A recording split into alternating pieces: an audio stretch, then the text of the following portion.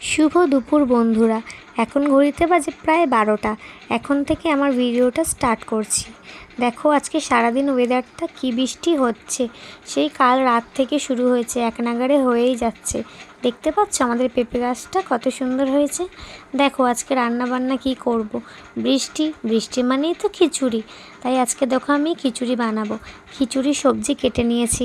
এখানে একটা পাঁচমিশালি সবজি করব, বেগুন ভাজা আর খিচুড়ি।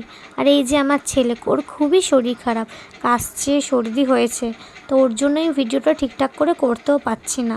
ওকে দেখে শুনে রাখতে হচ্ছে, তো সেই জন্য দেখো আমি আগে মুগ ডালটা সিদ্ধ বসিয়ে নিয়েছি। কেন বলো তো, যদি আমি চাল আর ডাল একসাথে সিদ্ধ করি তাহলে চালটা আগে সিদ্ধ হয়ে যায়, ডালটা সিদ্ধই হয় না। সেই জন্য আমি আগে সবসময় ডালটা আগে সিদ্ধ করে নিই। ডালটা যখন হাফ হয়ে যায় তখন আমি চালটা দিয়ে নিই। দেখো আমি ডালটা একটু জল দিয়ে নিলাম। এবার আমি চালটাকে ভালো করে ধুয়ে নেব।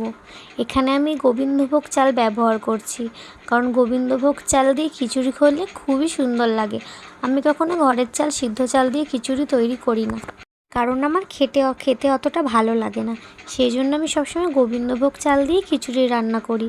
এর মধ্যে আমি অনেক রকম সবজিও দিয়েছি, যেমন বরবটি, কুমড়ো, পেঁপে, গাজর, আলু, কারণ শুধু চাল ডাল দিয়ে করলে অতটা স্বাদ হয় না। আর আমি এখানে বাটা মশলাও ব্যবহার করেছি, তো সেইগুলো আমি তোমাদের সাথে শেয়ার করতে পারিনি, কারণ আমার ছেলে খুবই অসুস্থ, ওর শরীর ভালো না, তো সেই জন্য ওকে আমায় সময় দিতে হচ্ছে। তা আমি এখানে তরকারিটা করে নিচ্ছি। দেখো তেজপাতা, পাঁচফোড়ন আর একটা কাঁচা লঙ্কা এখানে ফোড়নে দিয়ে দিয়েছি।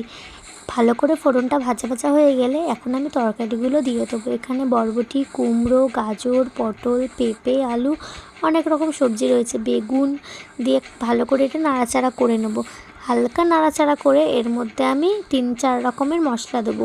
এখানে জিরে গুঁড়ো, লঙ্কা গুঁড়ো, হলুদ গুঁড়ো, নুন, একটু আদা বাটাও দিয়েছিলাম। দিয়ে ভালো করে এটা নাড়া করে ভাজা ভাজা করে নিয়ে একটু জল দিয়ে দেবো। দেখো পুরো তরকারিটা আমি তোমাদের সাথে শেয়ার করতে পারিনি, আর নামাবার সময় আমি এখানে ভাজা মশলা ব্যবহার করেছিলাম। দেখো আমার রান্না হয়ে গেছে। এখানে খিচুড়ি রয়েছে, দেখতে পাচ্ছ।